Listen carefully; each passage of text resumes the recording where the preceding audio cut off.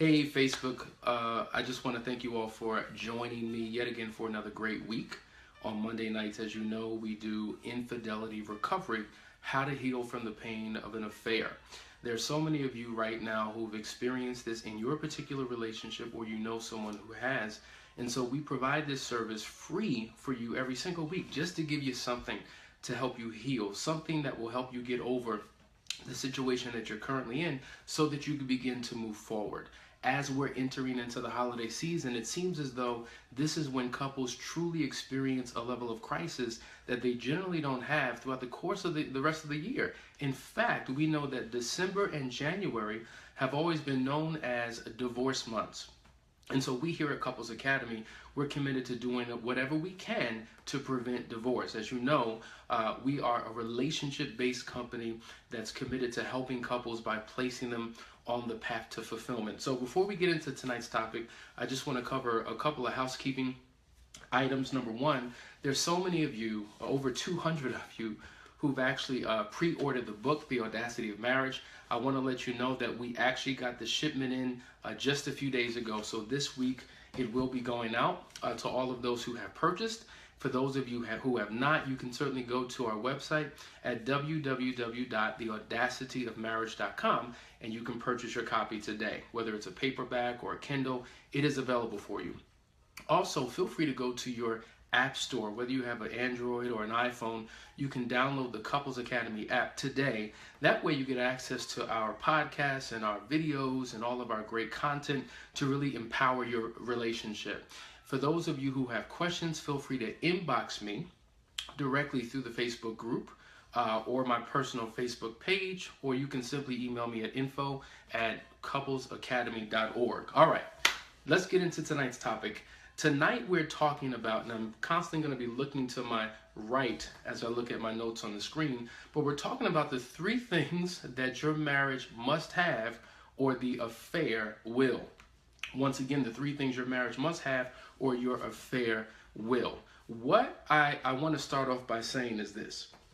There is a major difference between your marriage and your relationship. Your relationship speaks to your communication, your ability to effectively communicate, meeting each other's emotional needs, sexual fulfillment, the blending of your personalities. It's a heartfelt connection, whereas your marriage speaks to duties, responsibilities, obligations, financial planning, money management, how we raise the kids, what the future looks like. So it's more task specific. And what we have found is that most people transition from a relationship into a marriage. That in essence, once they say I do, they give up their relationship for the sake of the marriage. So when they were dating or in their committed courtship, their primary focus was each other. But once they got married, work became the primary focus. Ministry became the primary focus. Children became the primary focus. And when that became the focus, the relationship wound up being the last thing on the totem pole. And so what happens is, if that happens, there's all of this emotional disconnect, and we don't know each other. We don't spend as much time together the way we did. And so all of a sudden, that's when the enemy can come in, and the temptations and the vulnerability of connecting emotionally with someone else can occur. And what we have found is that these three ingredients that we're going to go over once existed in your relationship, but at some point throughout the transition of your marriage, it began to fade away. And these three items are the things that exist in the majority of affairs that exist. If it's an emotional affair and strictly emotional, it doesn't have these components, but anything short of an emotional affair will have these three components. So number one is what we call the childhood magic. When you were a child, you had no responsibilities. You had no obligations. You were free to do whatever you want. You could play. You could have a good time. You were excited. You just enjoyed yourself. You weren't burdened with the responsibilities of life. And oftentimes in marriage, you're consumed with so many responsibilities. So an affair provides an atmosphere where, listen, we're not co-laborers together. We're not partnering on anything together. We're not responsible for bills. We're not raising children. All we have is us. So we can have fun. we can enjoy ourselves. We can have a new lease on life. We can have that childish freedom that we once experienced when we were dating our particular spouse. And so what happens is, this begins to develop because it no longer exists in the relationship. So the key is really learning how to begin to have fun together with your partner. It is so interesting how so many spouses that I meet will tell me that they love their spouse, but they just don't like them. You know, I love them and I have a care for her, but I just don't like who she is. I just don't like who he is. And based upon that, we can't connect. So it is so easy to find someone else that you can connect with. So the childhood magic that you once had, you need to reintroduce back into your relationship by taking the time to learn your partner all over again and to incorporate fun moments that you can experience and express with your partner. Number two, you need to have what is called adolescent sexuality. Now, understand, I'm not suggesting or condoning adolescents having sex. That's not what I'm suggesting. There are many of you who did the right thing. You were integral and waited till you got married before you had sex. There were some of you who hadn't. But the one thing that's particularly interesting about adolescent sexuality, it's unplanned, it's passionate, it's exciting, it's spur of the moment. There's creativity, there's fun, there's newness, there's joy. And what happens is when you get in a marriage and you've been married for quite some time, boredom sets in. In fact, we've been telling you that monogamy oftentimes leads to monotony. And what we have found is that when the sex is highly impacted in a negative way within the marriage, all of a sudden it creates a vulnerability for someone to slip in from outside that marriage. And so we have found that there are certain marital sexual patterns that exist in marriages that are in trouble. And you may find yourself in one of these sexual marital patterns. These are the three negative. There are five, but we're just going to cover three for the purpose of this particular session. Now, this is about to get interesting, so I would highly encourage every single one of you who are watching right now to share this on your page. Share this in a group because it's about to get interesting. Sexual pattern number one is what we would call duty sex. Now, if you know anything about duty sex, it's that sex that I'm forced to do because I'm in this marriage and that's my obligation, that's my duty, that's my responsibility. I don't typically like it, I don't get any delight out of it, it is just a duty. And what happens is, it is not just miserable for the one who doesn't want to do it, it's also miserable for the one who wants to engage in sexual intimacy with their partner. And I will tell you why. If I don't like you and we are not in a good space and we're engaging in sex and it is a duty for me, the touch that once would stimulate is now the touch that begins to repel. And guess what? It was T.D. Jakes who said sexuality without intimacy feels like rape.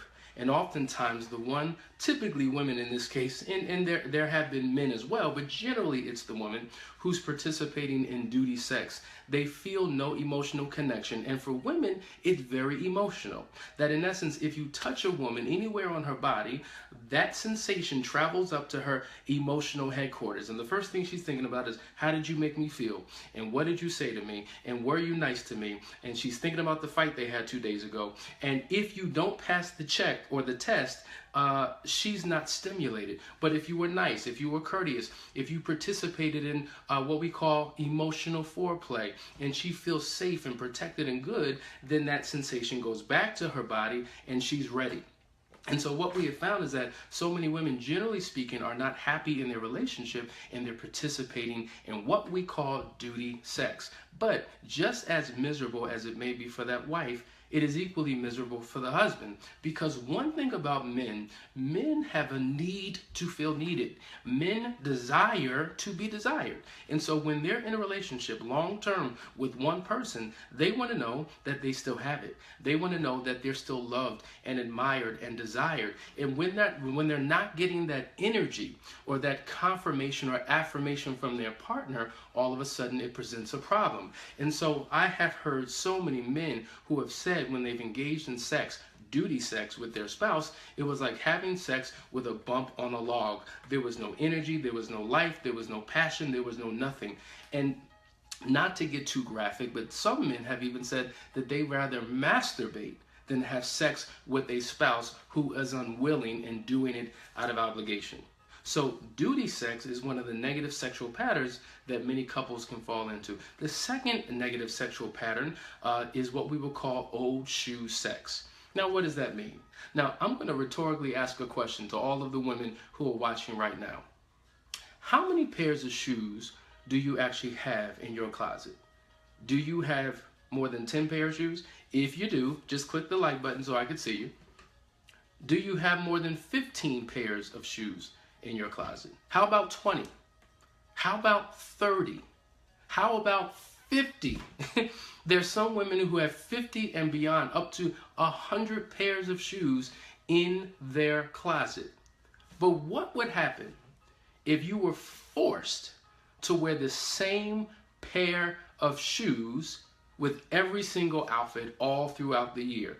So let's just say you have a pair of flip-flops that you would normally take to the beach, but now you have to wear it to church. You're wearing them to work. You're wearing them to that formal event with that beautiful dress. You're wearing them out on dates. You're wearing them in the wintertime with snow. You're wearing them everywhere. You're forced to wear one pair of shoes. You would be miserable, frustrated. Some of you would probably want to commit suicide if you were forced to wear one pair of shoes, because there's so much variety in your shoe selection. You're matching it with pocketbooks and belts and your outfits and your makeup. And so there's a lot of effort that goes into the variety. Well, oftentimes sex can be like one pair of shoes. Old shoe sex. It's the same way. It's predictable. It's in the same place. We're doing the same thing. It's boring. There's no excitement. There's no creativity. There's no fun. There's no newness. And when you slip into that negative sexual pattern, it can create a vulnerability for those that have a desire for it. And then an affair can ultimately occur, because in an affair, because you're tricked by this whole feeling of newness, there's excitement and creativity and things that you typically would not do in the confines of your marriage. In fact, there is a major difference between what we would call married sex and affair sex. Because affair sex, there's a naughtiness to it. There's a secrecy to it. There's something like, you know what, we don't have but 15 minutes. What are we going to quickly do before we get back to where we need to be? And so there's the threat of being discovered, but there's a level of excitement even in that expression. And so sometimes we can get swept away in that feeling, not realizing that it's not sustainable. And so that is the trick that keeps us in situations that we need not be in. And so the third sexual matter pattern, if you're enjoying this, please share this with somebody you know, because I'm sure somebody can benefit from this right now. The third sexual marital pattern is what we will call the sexless marriage. Now, by definition, a sexless marriage can imply a few things. Generally speaking, a sexless marriage is a couple who has sex 10 times a year to once a month. And in some cases, no sex at all. I've counseled couples who literally have not been intimate in literally over a year. Nothing physically wrong, nothing biologically wrong, but it speaks to the pain, it speaks to the emotions, and it speaks to the negative relational patterns that exist within their marriage. And when you don't love your partner and not feeling good about your partner and constantly in conflict with your partner, the first thing that is affected is your sexuality. And I'm going to tell you something. Not that sex is everything. It is not, but it is certainly important. So when you're dealing with the foundational principles of what makes a healthy, successful, mutually beneficial marriage, sex is high up on that priority list. And so if you find yourself in one of those negative sexual patterns, there's a possibility that that could be the reason why an affair has occurred. Excuse me one second. So number one, we talked about childhood magic. Number two, we talked about adolescent sexuality.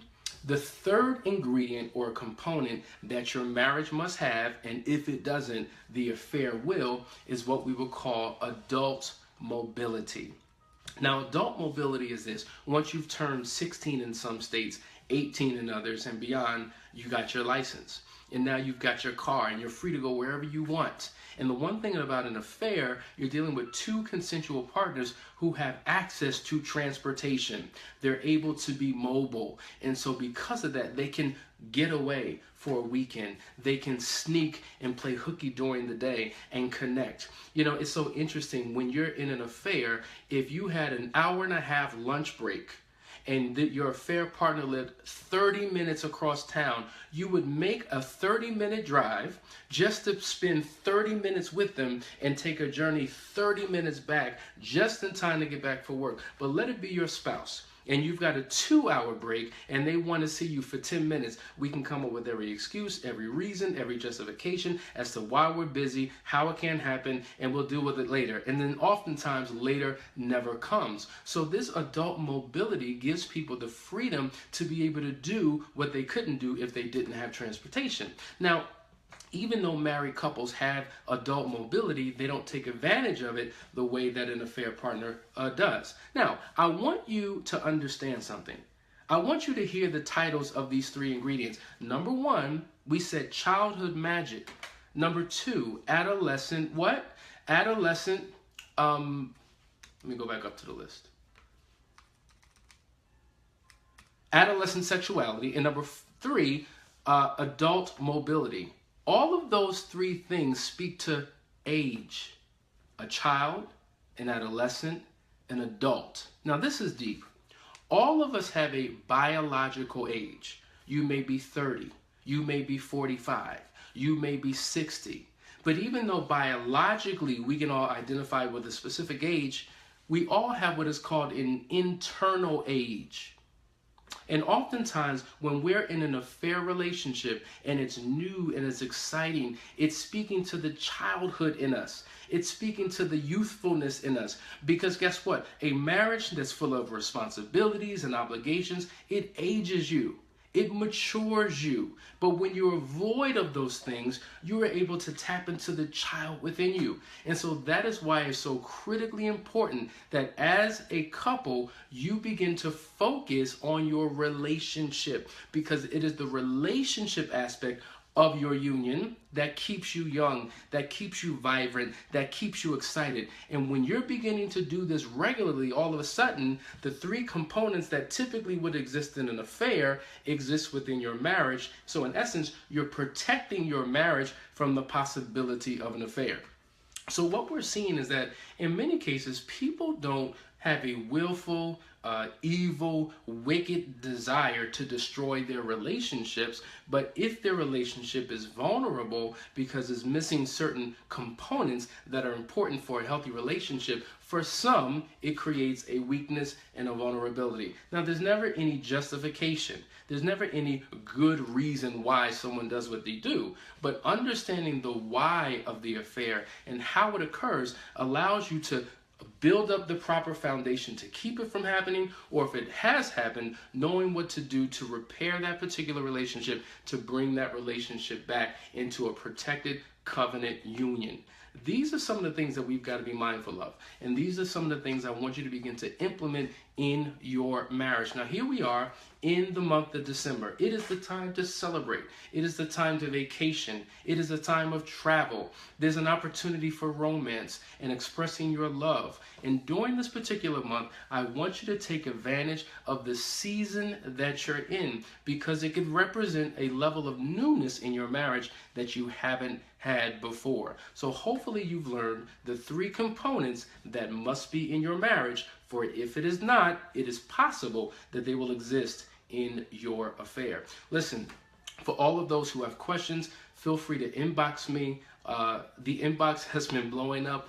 So many people looking for help, so many people struggling with this particular situation. We here at Couples Academy are here for you to give you what you need. So we thank you for tuning in. We look forward to seeing you on next Monday. If there are particular topics that you would like for us to discuss, feel free to let me know. But once again, if you haven't gotten the book, The Audacity of Marriage, you can go to theaudacityofmarriage.com, order your copy today, download the app, the Couples Academy app. It is available for you.